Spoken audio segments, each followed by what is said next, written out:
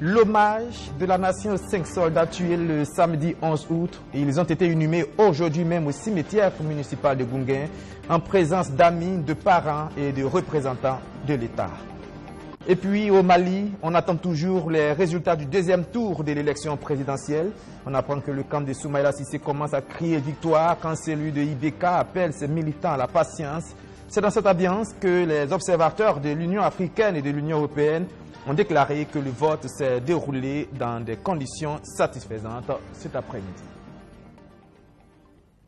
Voilà pour le sommaire. Mesdames et messieurs, bonsoir et bienvenue à ce 19h30. On dit que leur mission est un sacerdoce sacré, certainement parce qu'en l'accomplissant, ils mettent toujours en danger ce qu'il y a de plus précieux, c'est-à-dire leur vie. Des éléments des forces de défense et de sécurité sont encore tombés dans l'exercice de leurs fonctions. C'était ce samedi 11 août quand leur véhicule a sauté sur une mine à quelques kilomètres de Fada dans la région de l'Est. Les 5 gendarmes tués ont été inhumés aujourd'hui. Grande émotion au cimetière municipal de Gounguin cet après-midi. Le compte rendu de Rémi Lambert-Lévier. Le regard assombri des proches et des camarades d'armes en ces instants d'adieu combien difficile. Mais là où s'abat la tristesse, la parole divine est toujours là pour élever ceux qui se sont écroulés sous le poids de la douleur. Dans Genèse chapitre 50, Joseph a dit à ses frères, je vais mourir, mais Dieu va vous visiter. Nos frères sont partis, nos amis sont partis, mais le Seigneur va visiter les familles. Le Seigneur va visiter les camarades. Le Seigneur va visiter les frères d'armes. Le Seigneur va continuer de visiter le commandement, l'armée. Le Seigneur va visiter le Burkina Faso. Dieu ne va pas nous laisser. Dieu va nous visiter. Et il nous visite, il est toujours avec nous. Accrochons-nous à cette promesse. Il permet cette situation. Lui seul a la réponse. C'est triste, c'est cruel, c'est inattendu. Ensemble, faisons un pas. Faisons un pas. Même dans les larmes, dans la douleur, faisons un pas. Les 5 maréchaux de logis inhumés ce 14 août ont succombé le 11 août dernier au cours d'une explosion de leur véhicule alors qu'ils étaient de retour d'une mission d'escorte de véhicules de sites miniers situés à l'est du Burkina. Cette partie du pays semble devenue ces derniers temps le refuge des terroristes. Dans cette période, c'est une zone très boisée, avec beaucoup de coupures et aussi avec des routes impraticables. Mais s'ils sont là-bas, nous aussi, nous devons nous adapter. Il y aura des manœuvres à pied. Il y aura aussi le renseignement qui viendra surtout avec ceux qui sont avec nous.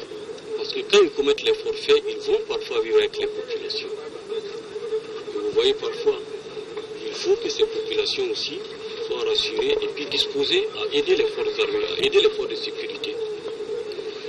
Dans nos opérations, on est parfois obligé aussi de boucler, de ratisser. Et pour enlever le mauvais gré, il faut quand même prendre un ensemble de grès. Maintenant, si le temps de tamiser, on a encore des tendances à croire que nos forces armées sont celles qui ne respectent pas les droits de l'homme. Je rassure ici qu'on est respectueux de ces droits de l'homme. Mais ce n'est pas une équation théorique, c'est une équation pratique. Les 5 défunts gendarmes ont été décorés de la médaille militaire à titre posthume. Ils avaient entre 2 et 4 ans de service au sein des forces armées nationales. Pour eux aussi, c'est une vocation. Environ 400 jeunes ont décidé d'embrasser la profession d'agent de sécurité privée. Après un mois de formation, ils ont été mis à la disposition de leurs futurs employeurs. Rémi Lambert-Lévier. On me regarde ici. Et ceux qui me voient ne sont pas alignés.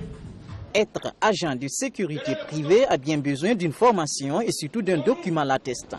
Les cadres de formation comme l'ISMR, l'Institut supérieur de management des risques, existent aussi.